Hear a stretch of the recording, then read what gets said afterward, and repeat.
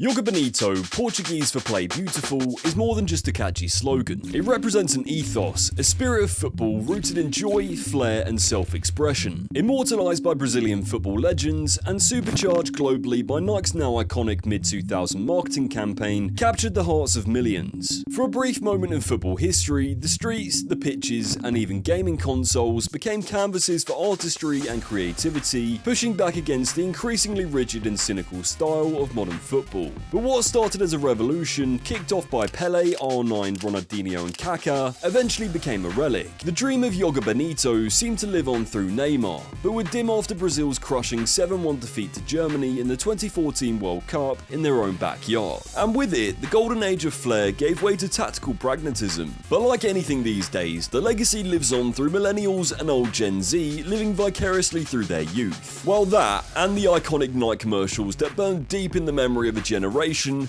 who dared to play beautiful. The first fetishization Nike made of the Brazilian national team was in an advert and promotion of the 1998 World Cup. It featured the Brazilian squad juggling through Rio de Janeiro's airport to a samba soundtrack with Ronaldo, Romero and Denilson making magic in mundane places. The crazy thing is, these players were so talented that to a younger mind, some of the feats they were pulling off didn't actually seem that far from reality. The advert also featured Eric Cantona, who would go on to become a pivotal icon for the brand and their campaigns moving forward. Though not officially part of the soon-to-be Joga Bonito campaign, Nike's 1998 airport ad laid the cultural foundation. 4 years later, Nike's next ad was in promotion of the 2002 World Cup, titled Nike's Secret Tournament. The concept of the ad was that hidden away from the world, 24 elite players in 8 teams of 3 aside would host a secret tournament in a steel cage on board a ship, refereed by Eric Cantona. Players like Totti, Henry and Roberto Carlos competed in teams to the tune of A Little Less Conversation by Elvis. This ad fed directly into the street football culture Joga Bonito would later amplify. In 2005, Nike revolutionized viral marketing, creating the first commercial or video to reach over 1 million views on YouTube. In the video, Ronaldinho laces up a pair of golden Nike Tiempos boots and then juggles and volleys a ball off a crossbar repeatedly,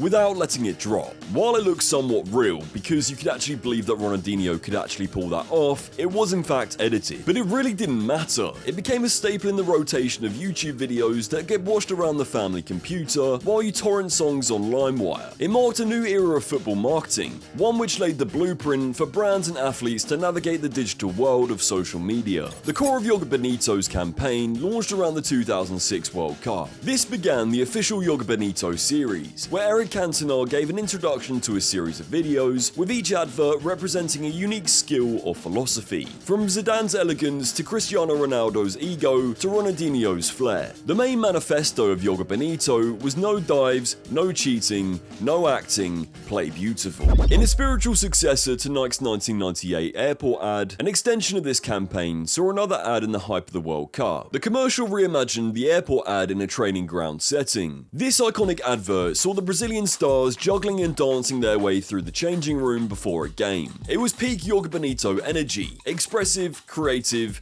and unironically had aura. There wasn't a kid who loved football who didn't use this video as proof that the football gods didn't just exist, they wore yellow and blue. The sound of Sergio Mendes' timeless song, Mas Que Nada, playing in the background perfectly encapsulated the package of Joga Bonito. In fact, in the same year of this ad releasing, the Black Eyed Peas covered this song, arguably at the height of their powers. This cover was the cherry on top of all cherries in the cultural zeitgeist. The World Cup, the Brazilian team at the height of their powers, FIFA Street releasing, one of the most iconic Brazilian songs getting exposed to a worldwide audience, it had everything. As the tsunami of cultural influences hit the streets, Nike extended the campaign into live events, freestyling competitions, and even partnered with performers like Billy Wingrove. If you don't know, Billy Wingrove is or was one of the best football freestylers in the world. Billy starred in a docu-style YouTube series called The Search for Joga Bonito. In it, he teamed up with legends like Ronaldinho, Zlatan, and Ronaldo, traveling the world to uncover football's quote-unquote motto, True Soul. These events bridged the gap between professional football and street play, making the movement participatory, not just aspirational. Freestyle became a valid form of expression. It wasn't just about winning, it was about how you play. The ripple effect of Joga Bonito could be seen beyond real-life pitches. The influence spilled into gaming culture with EA Sports' FIFA Street gaming franchise launching in 2005. FIFA Street wasn't just a simulation, it was a homage to flair, dribbling, wall passes and trick combos. For many kids growing up in that era, FIFA Street was their first exposure to the aesthetic of futsal and street football, featuring stylized legends of that era doing impossible flicks and spins, which echoed the campaign's main mantra, "Style matters." The entire campaign directly encouraged and exposed a generation to take up futsal and bring its elements into the playground. For those who don't know, futsal is basically a small-sided indoor version of football that emphasizes on close control, skill and creativity. Nike-sponsored futsal events began popping up in cities worldwide, inspiring players to practice rabonas, elasticos and step-overs. Suddenly, flair was no longer a luxury, it was the goal. The dominance of the term Joga Bonito became so popular and influential, you had kids like me in England playing futsal, trying the ins and outs of tricks to try and replicate what I'd seen through Nike's propaganda. Although Nike's adverts were instrumental in inspiring a generation of football fans, the core of everything had its roots based in the Brazilian national team. Joga Bonito's campaign and Brazil's resurgence were symbiotic. The 2002 FIFA World Cup saw Brazil at its artistic peak, with stars like Ronaldo, Rivaldo, Ronaldinho and Cafu. They danced their opponents with the smile and samba in their step. That team, coached by Luis Felipe Scolari, was the epitome of Joga Bonito, fluid, lethal and joyful. But something changed. By the time of the 2014 World Cup in Brazil, expectations were sky high. The World Cup was in their own backyard and Neymar was hailed as the heir to Ronaldinho, but the magic fizzled out. In the now infamous 7-1 semi-final loss to Germany, Brazil's style collapsed under the tactical discipline and pressure. It wasn't just a defeat, it was arguably the spiritual death of Joga Bonito. The emotionless, calculated German machine didn't just win, it exposed the vulnerabilities of artistry without structure. In fact, since then, the decline of the national team has continued. In June 2024, Ronaldinho made critical comments about the Brazilian national team in the lead up to the Copa America tournament, stating, "That's it folks, I've had enough. This is a sad moment for those who love Brazilian soccer. It's getting hard to find the spirit to watch the games. This is perhaps one of the worst teams in recent years. It has no respectable leaders, only average players for the majority. I've been following football since I was a kid, long before I thought about becoming a player, and I've never seen a situation as bad as this. Lack of love for the shirt, lack of grit, and most important of all, football. I'll repeat, our performance has been one of the worst things I've ever seen. Such a shame. I therefore declare my resignation. I will not watch any Copa America game or celebrate any victory." However, after making these comments, Ronaldinho clarified that his statements were part of an advertising campaign for a deodorant brand. He explained that he reproduced comments from other fans to highlight the negativity surrounding the team.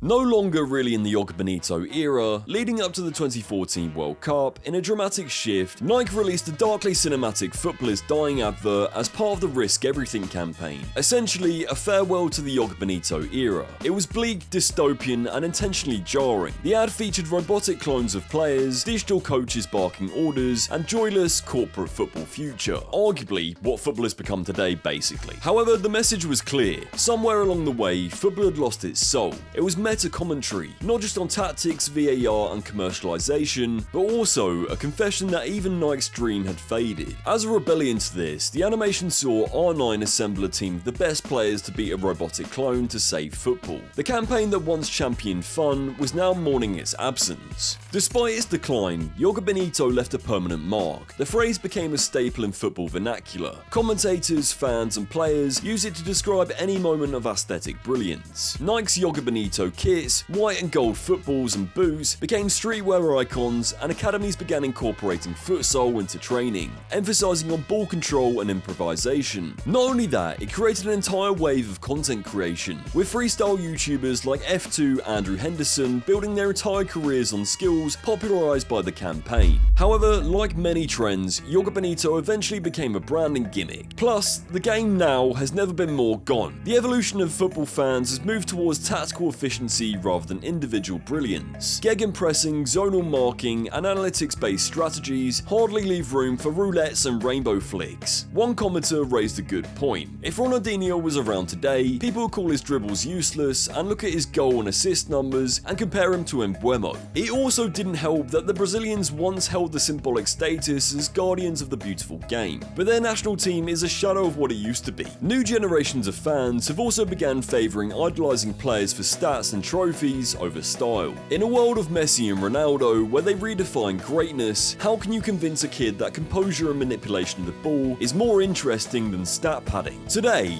Joga Bonito lives on through nostalgic throwback jerseys, fan-made edits of Ronaldinho's wizardry, and millennial men telling younger people, you just had to be there, mate. Its influence is seen every time a kid attempts a rainbow flick and step-overs in a playground. Even if the movement has faded, the dream hasn't. Players like Vinicius Jr., Neymar, and Lamine Yamal offer glimpses of that lost magic, but it's no longer the norm. It gets coached out of players and is only an exception, and perhaps that's why it felt so special. Joga Bonito wasn't just a night campaign, it was a cultural movement that redefined how football could look and feel. It inspired a generation to love football for its artistry, not just its outcomes. It taught us that playing beautifully is a virtue, even when it doesn't even win trophies. In an era dominated by tactics and technology, perhaps the spirit of Joga Bonito is needed now more than ever. Thank you so much for watching this video, it really does mean a lot to me. Make sure to follow me on all of my socials at Phat Mima, like, subscribe, and comment below what you want to see next.